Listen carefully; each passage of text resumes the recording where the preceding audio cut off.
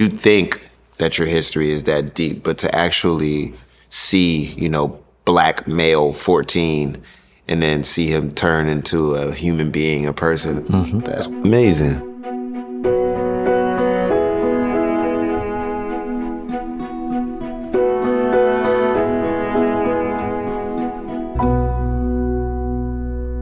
Hip-hop star Wiz Khalifa came to me hoping to learn about his enslaved ancestors. And in the 1870 census for Alabama, we found what looked like a clue. This is the first census recorded after the Civil War. It shows Wiz's fifth great-grandfather, a man named Howard Williamson, living next door to a white family headed by a man who shared his surname, Thomas J. Williamson. Wiz, we suspected that this white Williamson family had owned your ancestors in bondage during slavery. Damn. We don't know for sure. It's just coincidence, but they're living next door to each other, Yeah. and they have the same name. Right. Looks like a duck. It quacks like a duck. It's probably a duck. Right. Right? Mm-hmm. So how does it make you feel to, at this point, reasonably surmise that you just met the white man who owned your family in slavery? I think I'm programmed to feel a little bit pissed. But just him owning my family just sounds crazy. That just sounds wild. Yeah. Yeah, it gives me feel some type of way about that. Now that we'd identified the man who likely owned Wiz's ancestor, we focused on the records that he left behind. In the 1850 census, we found a slave schedule for Thomas J. Williamson.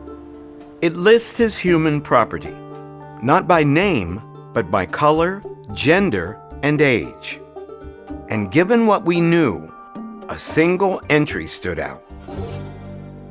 One black male, age 14. We believe that 14-year-old boy is your fifth great-grandfather, Howard Williamson. That's crazy. What's it like to see that? It's crazy to see him as a nameless person on a grid. It's crazy to see him along with 4 other people or 3 other people like property. Yeah. And to know how valuable that property is because it's a life and it's not actually property, it's a person. But no name, just a color and an age. Yeah. Yeah, and what sex you are. Yeah. Yeah, that's pretty that's like a reality check of like how, the world was at that time. And even it didn't stop him from, having a family and producing a line. But at that time, they wouldn't have thought of him as anything that could have done anything good. No. Yeah. Yeah, it's kind of crazy.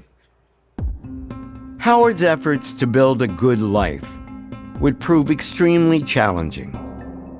When freedom came, he found work as a tenant farmer and ended up trapped in a system that virtually guaranteed he could never gain economic independence, no matter how hard he worked. Of course, he did have an option to try and change the system. In the wake of the Civil War, Black American men had gained the right to vote. The only problem? Exercising that right could be extremely dangerous. In the southern states, the Negro, if allowed to vote at all, must either vote the Democratic ticket or have his vote counted out by a partisan judge of election. If he is too prominent in electioneering or working for the Republican ticket, he's shot. Whoa! White supremacy means everything. Those words can possibly imply in the South. The South is solid and will remain so. White supremacy is assured. The Negro must vote right or not at all. Woo. That is the environment in which your fifth great-grandfather had to decide whether or not he was going to vote. That's crazy. After the Civil War, Howard watched as white paramilitary groups, like the Ku Klux Klan, began to terrorize black voters. He likely thought seriously about staying away from the polls or leaving the South altogether. But in the end, he chose a different path. We, the undersigned registered electors, do solemnly swear or affirm that I will support and maintain the Constitution and laws of the United States and the Constitution and laws of the state of Alabama, and that I am a qualified elector under the Constitution and laws of this state. Names of electors: Howard Williamson, colored. Your ancestor registered to vote in 1880 in spite of all the racist threats against his life. Sweet. He said, I'm not a slave anymore. Absolutely, 100%. Voting was not Howard's only legacy. He left behind at least 7 children and 20 grandchildren.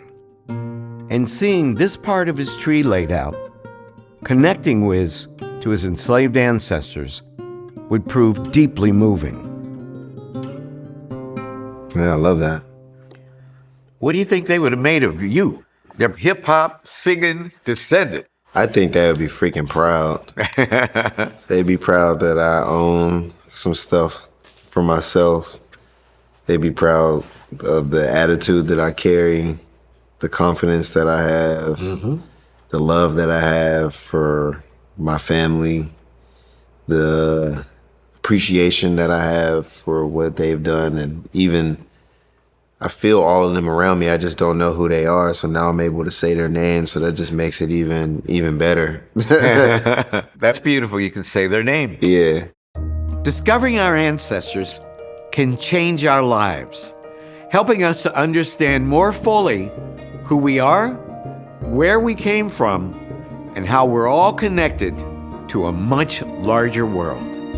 To see more incredible family history stories, click here. And thank you for watching.